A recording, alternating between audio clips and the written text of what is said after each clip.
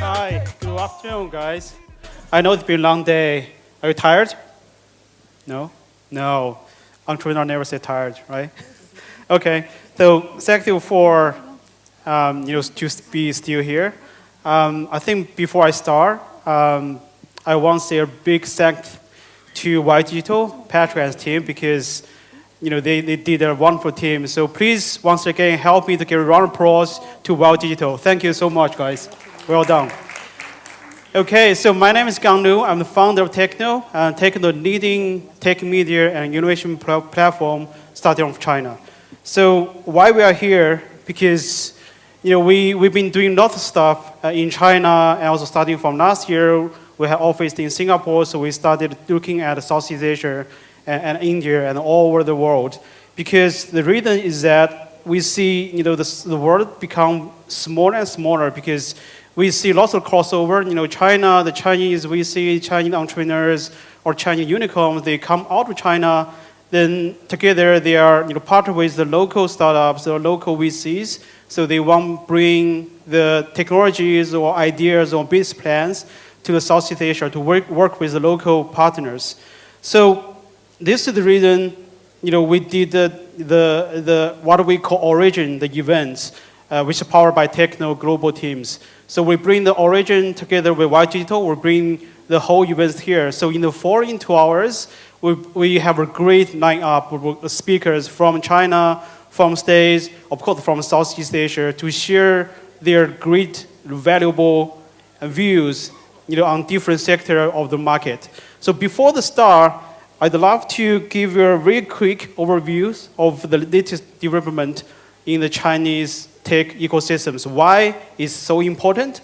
Because you are mostly from the local market from Southeast Asia. Because I can assure you in next 5 or 10 years, probably not everything here, but most of the what happened in China is going to repeat, or the similar thing is going to repeat in the local market. So that's why I think the overview of what's happening in China is will be very interesting to you guys. So to start with, just give a very brief introduction. Because actually I started TechNode as my personal blog, years back. So the TechNode is about media, about events, about innovation platform. But actually my background is nothing to do with journalist. My background is I did my PhD in computer science. So it just was my hobby when I started. It's just my personal blog. But after years of hard working as a founder at the startups, so right now for TechNode we've been doing lots of things, media events, open innovations. We have not just do inside China, we move out of China and to work with your guys as well. So we've been really kind of engaged with the Chinese ecosystem in the past 7 to 8 years. So here just give you a very brief ideas, because we did a reward every year to reward the best startup in China. So if you are familiar with the Chinese ecosystems, so actually I'm pretty sure you can identify some of the unicorns right now in China. But when we give them the reward, they are very, very small compared to what they are now. So here's the China. This is what you know about China. The Copycat stories. So if you look at these logos here, so basically they tell you what happened in Silicon Valley in China. We copy everything, and the most interesting part is all the copycats, so far they had great successful stories in China. They're all unicorn or even more than unicorns. So this is what we used to know about China. But what happened now in the past of 5 years is really it changed a lot. So here just give you some the figures. Figures always tell more or less everything. It's a massive market, right? So I think that's why loads of money come to Indonesia, because you're going to be the next massive market as well. But if you look at the figure here, but given by the population in China, I think no surprise, because we have a huge population. But I think I just want to emphasize just one point. If you look at the internet penetration rate, right? So we have 61.2% in China, which means we still have 40% of Chinese. They haven't really done anything in the cyberspace. So still is a growing market. But more important is if you look at the figure here, the mobile internet users. So basically, 99% of Chinese users, they are access the internet through the mobile devices, which means if you do anything in China, always start on mobile. Probably you couldn't forget about PC anymore because everything is always like mobile apps, everything built on WeChat or Alipay. So this is very important. I think probably this is going to be the next what happened in Southeast Asia or Indonesia as well. So the next, the AI. So everybody talking about everywhere. States, Southeast Asia, of course China. But it's quite interesting is when we talk about AI, when we talk about Silicon Valley, we talk about research in the AI space. But if you come to China, instead of talking about research level, we talk about with more times or more money on the application levels. So we are in China, we are more looking at how to monetize the AI technologies. Why we are able to do that? Because in China, the data privacy is not that big deal compared with in States or maybe outside China or in EU, because we can use data do something, and we can monetize the data. Even the data doesn't belong to the companies, from the users. But it's quite controversial, but still, if you go for research or if you go for applications, it's always the question probably you have to think about. The number 3, the most downloaded app. I don't know if you know right now which app is the most downloaded one in the global market. It's not Facebook, it's not Twitter, it's not Grab, it's TikTok. Right, you love or not, but it's TikTok. It's from China, but because of TikTok, it's like short video or live streaming. But in China, there are lots of new business model, built on top of the TikTok. Because we have like internet celebrities, we have social e-commerce. So I think that might be happening in Indonesia, or maybe it's already happening. So then number 4, when we talk about technologies, right? Take phone as examples. So everybody talk when we buy phone, we will say, okay, we're going to buy the full screen phone. But even iPhone, Apple still not really full screen. But if you look, actually the first full screen phone manufactured in the market is from Xiaomi. It's like 3 or 4 years ago. The Mi, when they came out, the first product in the market. I think everybody knows Oppo. Or in China, and also we call OV company, the Oppo and Vivo. So when they started, it's not really that interesting if you look at the phone itself. But if you look at what happened in the past 2 or 3 years, I think they changed a lot. If you look at the phones, but these are also old models, but you've got all the native phones. They are so great and even beat Apple in many perspectives. And also we see startups as well.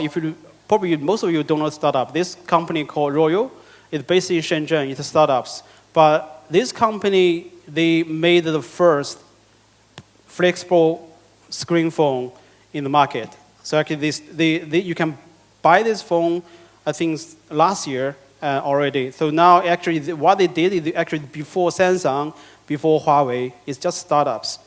Then when talk about drones, right? So drone in China, we probably know DJI. There are 70% of the market share. But in China, we also see some other startups. It's like the left color. The company based in Shenzhen, they did the drone, but the drone is able to accommodate one man. So basically, you can drive the drone in the future, hopefully. But on the right-hand side, that one is called hover camera. It's also done by our Chinese startups, but the drone is very different. It's very light, but you can fly indoor. The girls like it because it has the camera. So basically, you can fly the drone indoor. Then the drone will follow you. So when you smile, they'll take a selfie. So it's a very different drone. And I'm pretty sure here the agriculture technology is very, very important. In South Asia or in Indonesia. So. And this is another example. The Chinese drone company called Jifei or XAG. So actually, their technology allows the drone to do lots of things about on the field to do like plants monitoring, plants protecting, and also help the farmers to have to kind of have a better plan for the next years of the harvest as well. So there are many more examples, and this one, everything is say, okay, in China we have JD, we have Alibaba or Taobao, so e-commerce is done. But actually, the story is not true. The e-commerce market probably just kick off, but we see the new change because if you look at the right top figure, so it's quite slow, a bit blurred. But basically, this company called Pinduoduo went to Nasdaq last year. Right now, it just taken 1 year or 2 years, they beat JD. Right now, it's the second largest e-commerce platform in China. But if you look at the figure there, actually, instead of focusing on tier 1, tier 2 city, when they started to focus on tier 5 or tier 4 cities. So that's why they got so popular. So they find the niche market to start with. Then this another one is Luckin Coffee. They went to Nasdaq as well. It's a coffee, but do you know how long took this company to be IPO on Nasdaq? Now imagine 18 months. They went to Nasdaq. So it's the speed is so fast, and also from the very first day, and the founder telling the public, say we're gonna beat Starbucks in China. Then I don't know if they're gonna do successful, but they went to IPO. So there are many things happening. The globalization is really the key. So I think whatever how small your local market is, do think about the globalizations because we see lots of examples in China. Even China has a massive market, but so we still see the globalizations. Just 2 examples to give you here. So Lineball is a company, China company. Probably you don't know the name, but I'm pretty sure you're familiar with this type of transportation tools. You probably know the Silicon Valley company called Segway, right? So basically, Segway probably started this sort of transportations. But what happened like 3 years ago, Segway is acquired by Lineball. So basically, the inventors are acquired by the latecomers. Then Oppo, Vivo, Huawei, or Samsung, or Apple. And also you probably know this one, OnePlus. OnePlus started from China, but if you ask the Chinese consumers, probably they don't know that much about OnePlus. But if you go outside, overseas market, OnePlus is the #1 premier Android phone in India, the #1 in Finland, and also they did lots of good job outside China as well. So we see the globalization, so that's why we set up company outside China, based in Singapore. So we have the TechNode global teams. We're starting from China. We want to collecting Southeast Asia market with China and eventually with the global market. So we did a lot of things. So today we have Origin together with White Digital. But in the past 6 to 8 months, we did the same thing in Singapore, in Malaysia, in Thailand. We're going to do more in the future, expect for next year as well. So we did lots of things. We are the Alibaba Cloud, one of the 8 partners outside China. So, and lastly, so we want to give you some takeaway. So big thanks to our partners, loss-rich partners. So we work out a very comprehensive kind of a Southeast Asia technology and investment report. And also, good news is the reports, we're going to give that for free after today. So just please take a photo of this QR code. You can just scan the QR code, will drive you to a website, just fill some basic information. You can download the full report. So yeah, so this is my last slide. So thank you so much, guys. I'm pretty sure you're going to enjoy the following 2 hours because all the sharing, I'm pretty sure they're going to be very valuable to you guys. So thanks again. I hope to see you soon. Thank you.